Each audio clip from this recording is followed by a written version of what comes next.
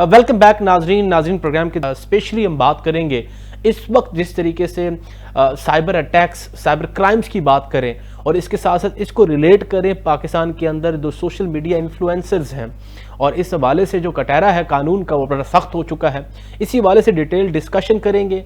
ख़ास तौर पे जो केसेस बन रहे हैं, रिसेंट एक केस बना जिसके अंदर बेल हुई मारूफ जो यूट्यूबर हैं साद उर्फ जो अलमारूफ हैं डकी के नाम से, उस हवाले से भी केस डेवलपमेंट्स क्या हैं और जरा जुडिशरी की हायरार्की के हवाले से भी डिस्कशन करेंगे। हमारे साथ जो हैं बैरिस्टर अमृत शेख हैं। अस्सलाम वालेकुम बैरिस्टर अमृत। जी वालेकुम अस्सलाम। Very warm welcome to the programme.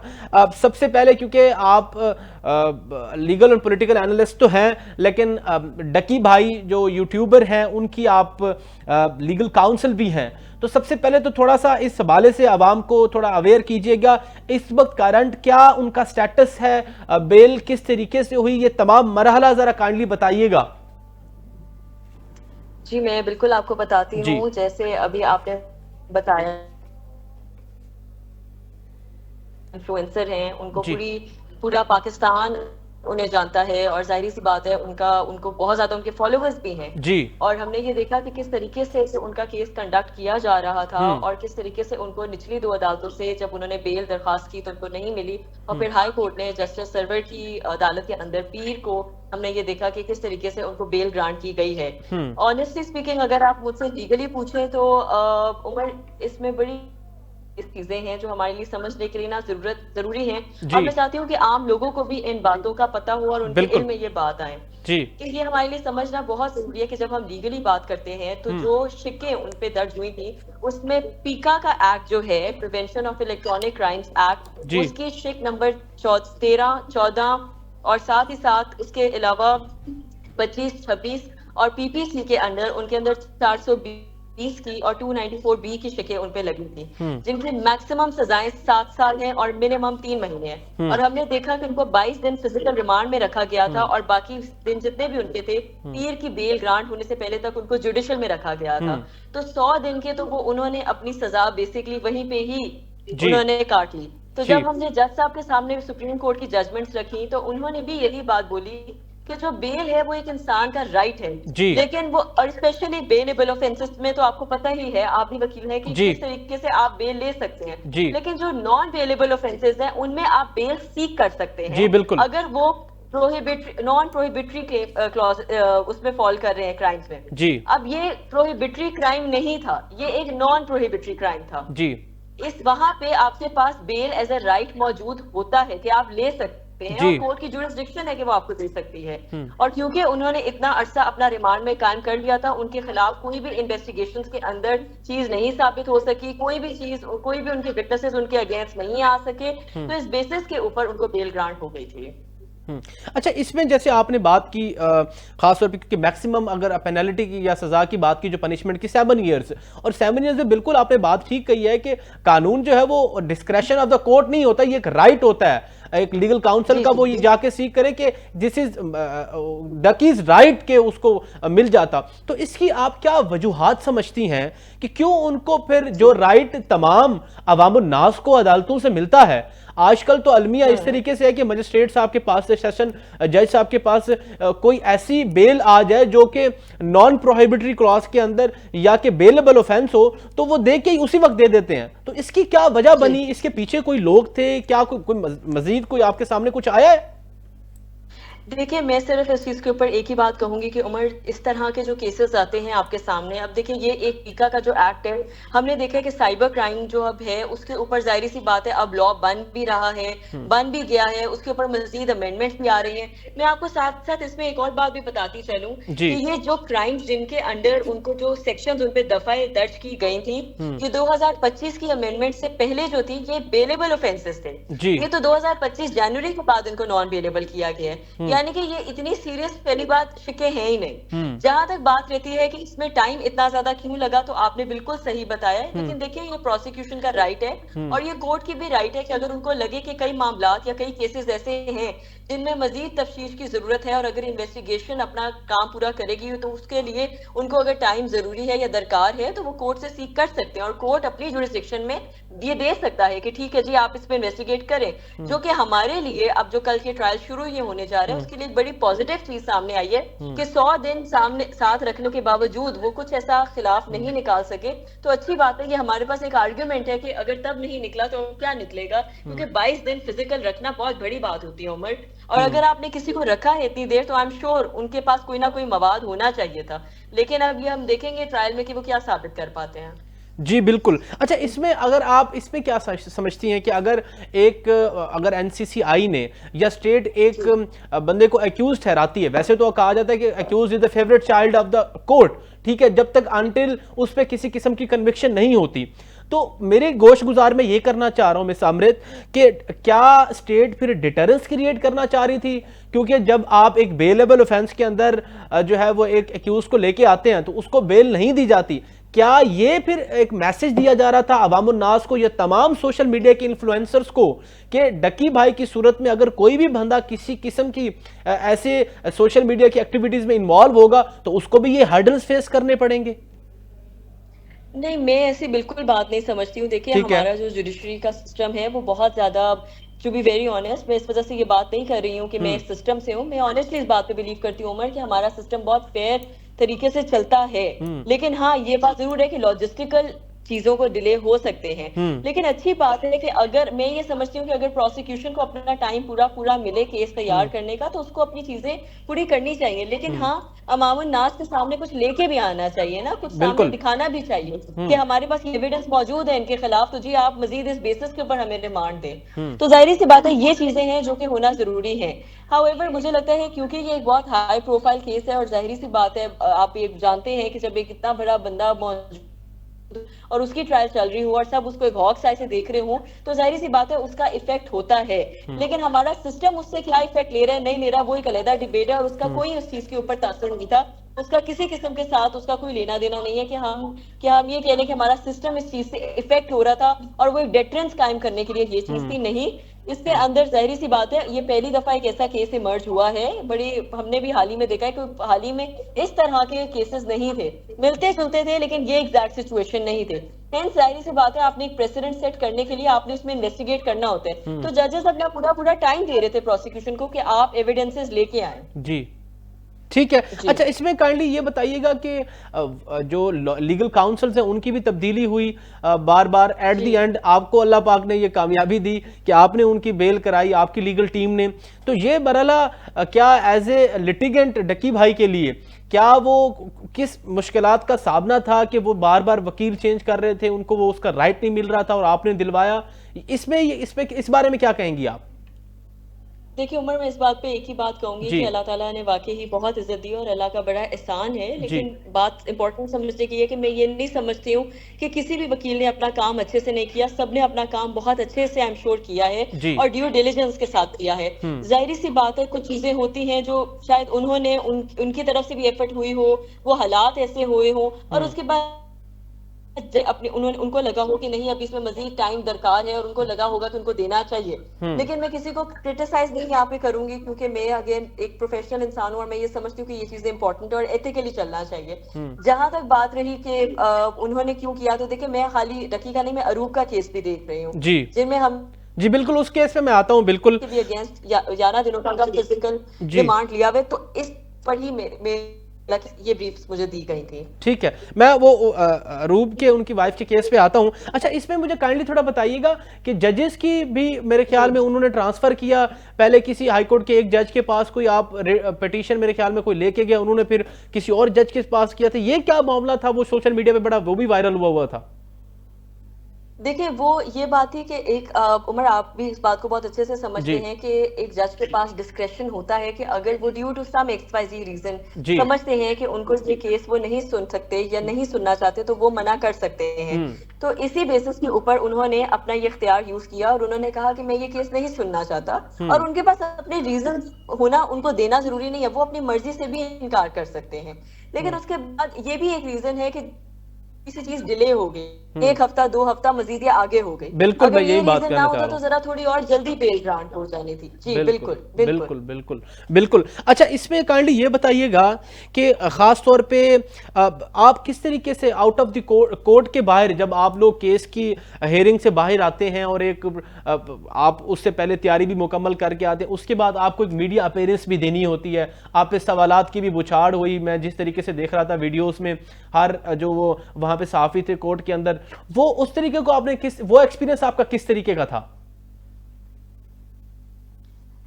Umar, मैं इसमें यही बात कहूंगी कि देखिए, जाहिर सी बात है, जब इतना हाई प्रोफाइल केस होता है और हम्म। इतना हाई एंड केस होता है तो उसमें हर बंदा ही कंसर्न होता है कि अब बिल्कुल। इसमें क्या हुआ है, कैसे हुआ है। हम्म। और इतनी देर से लोगों के को एक मायूसी तारी हुई भी थी कि क्योंकि 2 दफा पहले भी बेल के लिए फाइल किया था और नहीं मिल सकी थी। तो जब बेल फाइनली ग्रांट हो गई तो सब लोग बहुत खुश थे, और वो एक बहुत एक अच्छा सा, मैं समझती हूँ कि बड़ा अच्छा अल्लाह ताला ने इज्जत भी दी और एक अच्छी चीज सबके सामने आई।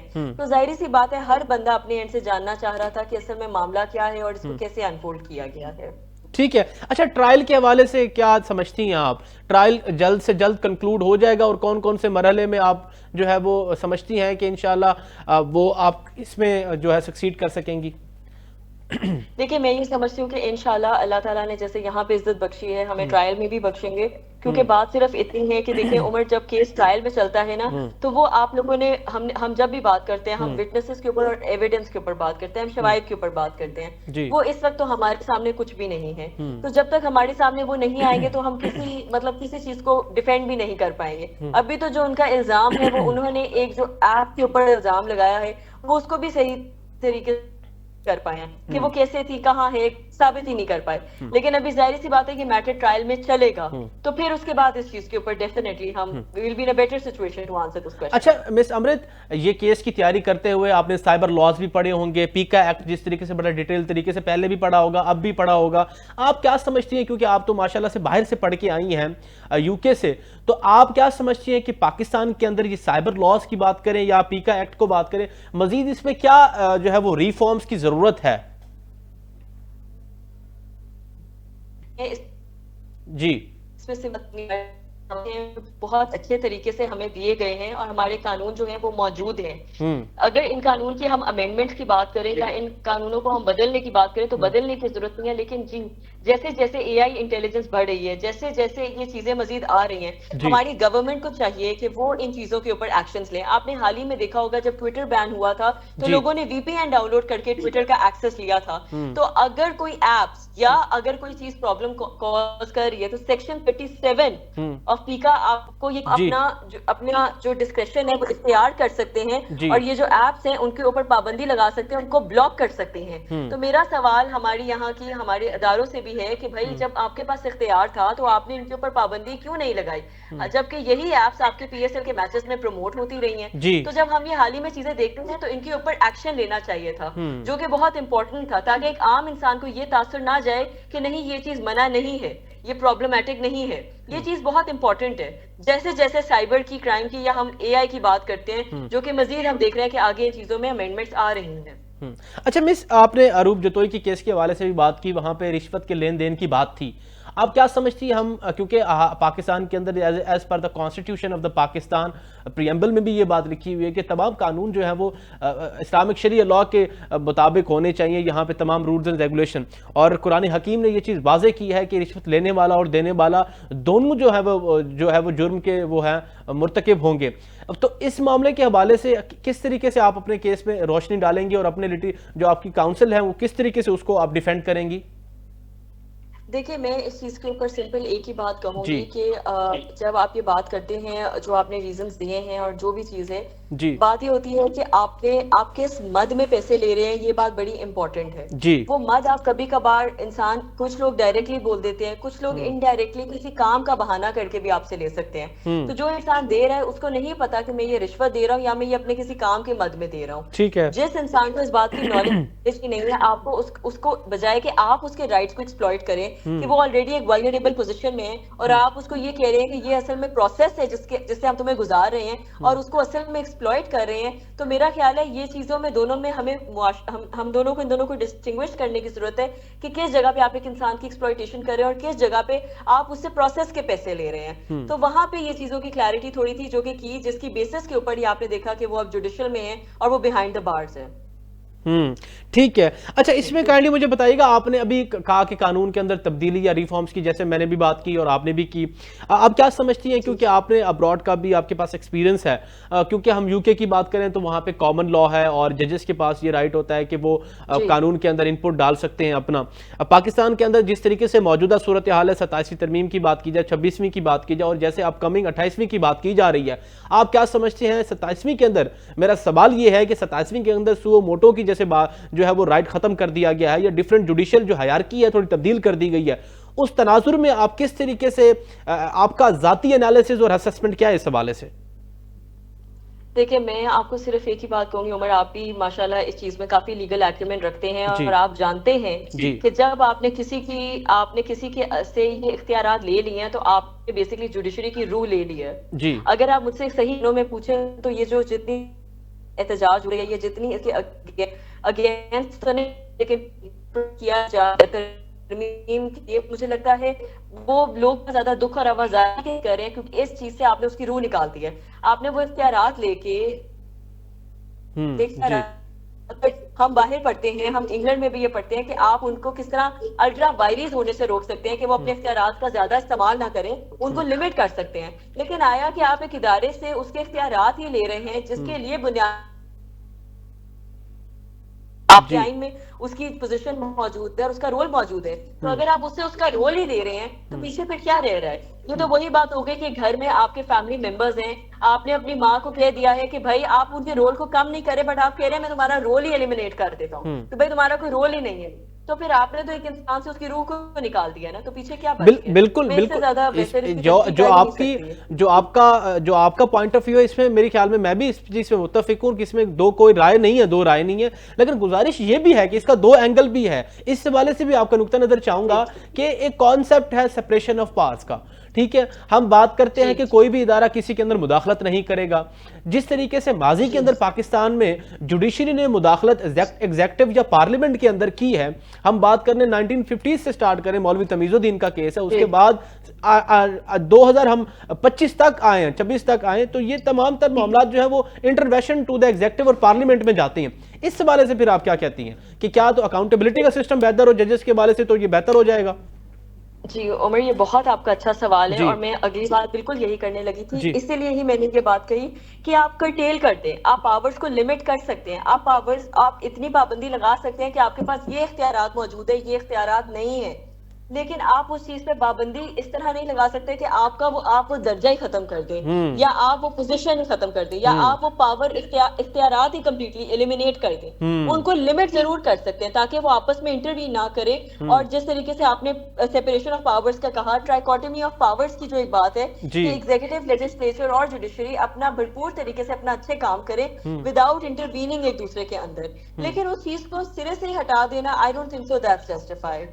मिस, आखिरी सवाल फिर आपको इजाजत देंगे। गुजारिश ये है कि जरा इसमें बता दीजिएगा, क्योंकि आप एज ए लॉयर और आप एक्टिविस्ट भी हैं और आपने इन तमाम तर मामलात को देखती रहती हैं, जिस तरीके से पाकिस्तान की जुडिशरी के अंदर या पाकिस्तान की वकला जो ये ग्रुप्स हैं, इनके अंदर दो इत्तेहाद हैं, हर कोई अपना अपना एक मैनिफेस्टो रखता है। आप क्या समझती हैं जिस तरीके से लॉयर मूवमेंट 2006-7 के अंदर हुई, अब क्या पाकिस्तान के अंदर कोई इस किस्म का सिनेरियो बन सकता है? क्योंकि कल की अगर मैं बात करूं तो ऑन स्ट्राइक थे लॉयर्स अगेंस्ट 27th अमेंडमेंट, तो इस हवाले से आप क्या देखती हैं, आपकी क्या प्रेडिक्शन है अपकमिंग? देखिए, मैं आपको एक सच्ची बात बताऊं, मुझे प्रिडिक्शन मेरी तो इस मामले में यही है कि जाहिर सी बात है एहतजाज लोग कर रहे हैं, लोग इस चीज के खिलाफ हैं, लॉयर्स मूवमेंट्स भी चल रही हैं, बहुत परेशानी का भी एक आलम है, आवाजारी भी है, दुख भी है, मायूसी भी है, तो पॉसिबिलिटी बिल्कुल है कि ऐसा कुछ हो सकता है। लेकिन अगेन बात फिर वही रहती है कि क्या आप अपनी पार्लियामेंट को इतने ज्यादा इख्तियारात देते हैं कि जो उन्होंने फैसला किया है वो सही है? अगर उनमें से जैसे आपने हम लोग नजरियाती लोग हैं, तो हम लोग ये समझते हैं कि ये इख्तियारात गलत तरीके से ले लिए गए हैं उनसे, जो कि नहीं लेने चाहिए थे।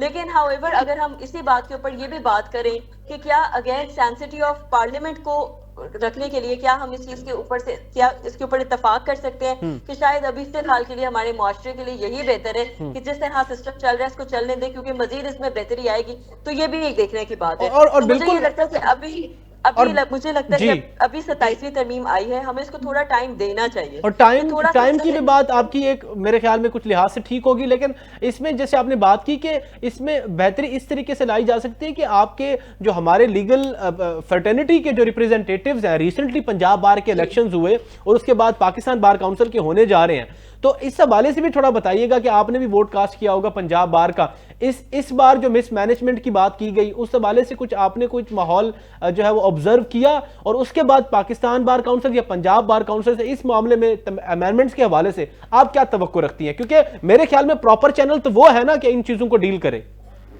बिल्कुल एब्सोल्युटली, आप बिल्कुल ठीक कह रहे हैं। और बात सिर्फ इतनी ही है कि अगर सबको देखिए, अगर हर बंदा अपना अपना एहतजाज पे निकलेगा तो हम एक चैनलाइज उसको नहीं कर सकेंगे ऊपर। तो इम्पोर्टेंट है कि अगर आपने उसको सही तरीके से चैनलाइज करना है तो राइट फोरम के पास जाया जाए और कलेक्टिवली उनसे एक तजावीज बनाई जाए और उस तजावीज के ऊपर आगे उस चीज को बताया जाए, किया जाए और उसके ऊपर फिर अमल दरामद किया जाए। अगेन उसके अंदर भी आई एम श्योर बहुत ज्यादा चीजें होंगी जिनके ऊपर मजीद डिस्कशन हो सकती है। जहां तक बात रही कि आप मैनेजमेंट की बात करे थे, देखिए हमने माजी में भी देखा है जब इलेक्शन होते हैं तो एक अफरा तफरी होती है, एक किस्म का जोशो जज्बा भी होता है। लेकिन अगेन मुझे ये लगता है कि ये जो मैनेजमेंट का इख्तियार है ये ऐसी बात नहीं है कि कम्प्लीटली बहुत बुरा था, लेकिन हाँ मुझे लगता है कि इसको भी हम मजीद बेहतर बना सकते हैं अगर बार और बेंच इकट्ठे आके काम करें तो। ठीक है, thank you so much miss Amrit, आपने टाइम दिया। जी नाज़रीन, आज के प्रोग्राम का वक्त खत्म होने को है, इंशाल्लाह आपसे फिर मुलाकात होगी। अल्लाह निगहबान, पाकिस्तान जिंदाबाद।